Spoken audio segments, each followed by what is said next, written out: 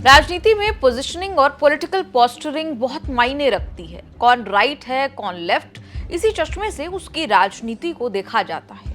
राहुल गांधी मंदिर जाते हैं तो उसे सॉफ्ट हिंदुत्व मान लिया जाता है।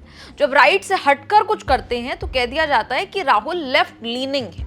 इस धारणा की झलक देखी भी जाती रही है। Sitaram Yechury was a friend, I will miss the long discussions we used to have. ये राहुल गांधी ने उनके निधन पर कहा था। सीपीआईएम के कद्दावर नेता सीताराम येचुरी की राहुल के साथ केमिस्ट्री को अब पूरा करते दिख रहे हैं सीपीआईएमएल के दीपांकर भट्टाचार्य। मुख्य तौर पर दीपांकर और राहुल गांधी को आपने बिहार यात्रा में साथ साथ देखा होगा, लेकिन बात सिर्फ पब्लिक शो ऑफ अफेक्शन तक सीमित नहीं है। दीपांकर तो राहुल के नए फ्रेंड, फिलोसोफर, गाइड बन गए हैं।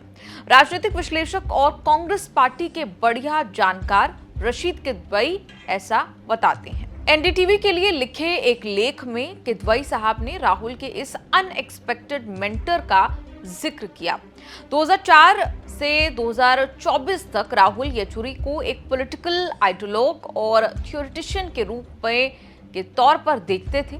उनके बीच आपसी सम्मान वाला रिश्ता था जो अक्सर उनकी अपनी पार्टी के नेताओं को भी नागवार गुजरता था। दीपांकर भट्टाचार्य कम से कम पब्लिक व्यू में राहुल के साथ बिहार चुनाव के दौरान ही ज्यादा नजर आए। फिर जब चुनाव में महागठबंधन का बुरा हाल हुआ तो दीपांकर मरहम लगाने भी गए। रशीद किदवई बताते हैं कि दीपांकर राहुल को ये बताते रहे कि इस नतीजे का महागठबंधन की कमजोरी से कोई लेना देना नहीं था। दीपांकर दिल्ली में 25 मीनाबाग में रहते हैं। इस लेख में रशीद किदवई बताते हैं कि दीपांकर के घर हाल में एआईसीसी के जनरल सेक्रेटरी कृष्णा अल्लावरू की एंट्री हुई। दोनों नेता फिर 10 जनपद गए जहां राहुल गांधी उनका इंतजार कर रहे थे।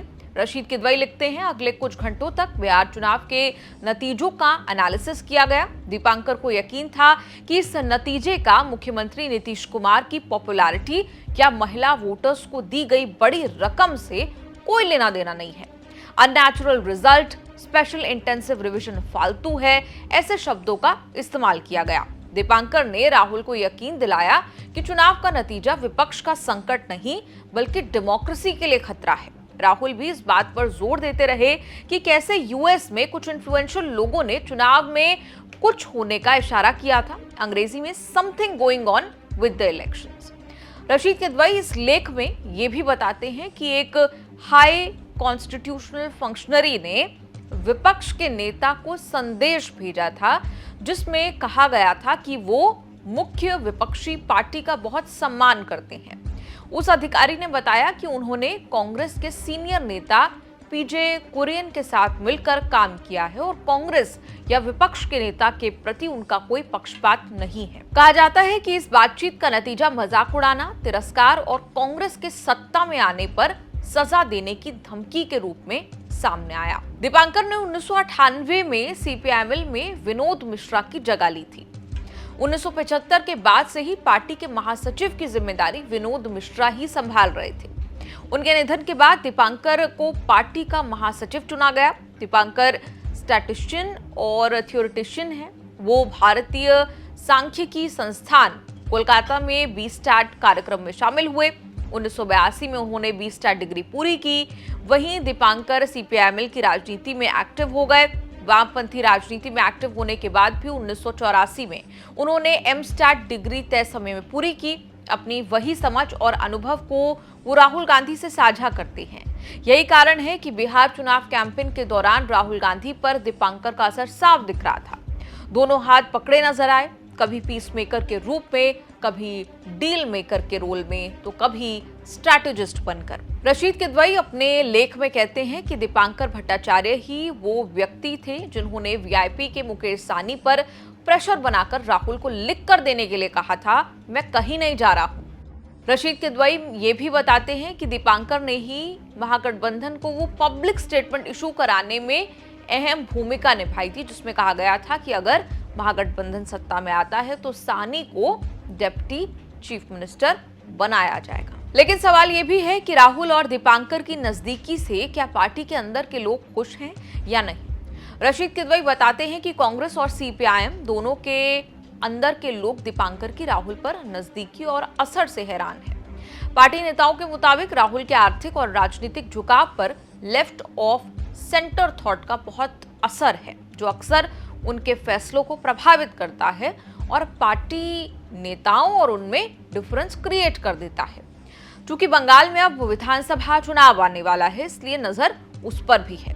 रशीद किदवई लिखते हैं कि बंगाल चुनाव में दीपांकर का इस बात को लेकर ओपन माइंड है कि बीजेपी के खिलाफ कांग्रेस ममता बनर्जी और तृणमूल कांग्रेस को सपोर्ट करे। हालांकि देखना ही होगा कि क्या दीपांकर भट्टाचार्य राहुल को सीपीआईएम कांग्रेस अलायंस के बजाय आने वाले पश्चिम बंगाल चुनावों के बारे में ज्यादा प्रैक्टिकल नजरिया अपनाने के लिए मना पाएंगे, जिससे केरल में यूडीएफ की संभावनाओं पर भी असर पड़ेगा।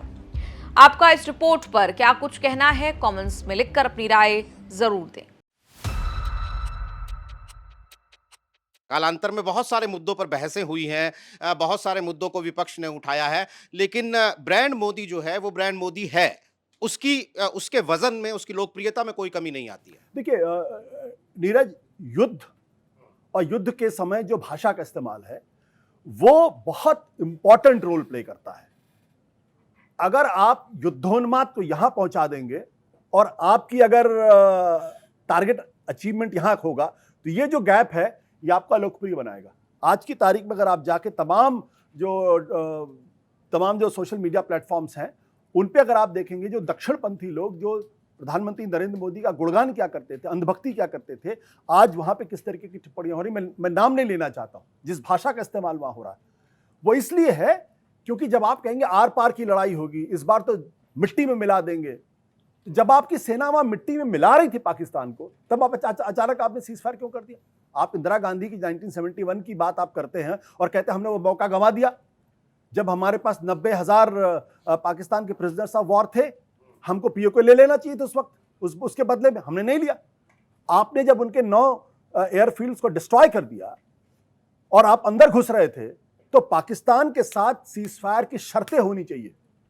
मुझे लश्कर तैयबा का चीफ चाहिए, मुझे जैश ए मोहम्मद का चीफ चाहिए और मुझे इन राइटिंग गारंटी चाहिए कि आइंदा कभी आप इस तरीके की हरकत नहीं करेंगे और पीओके लेना चाहिए।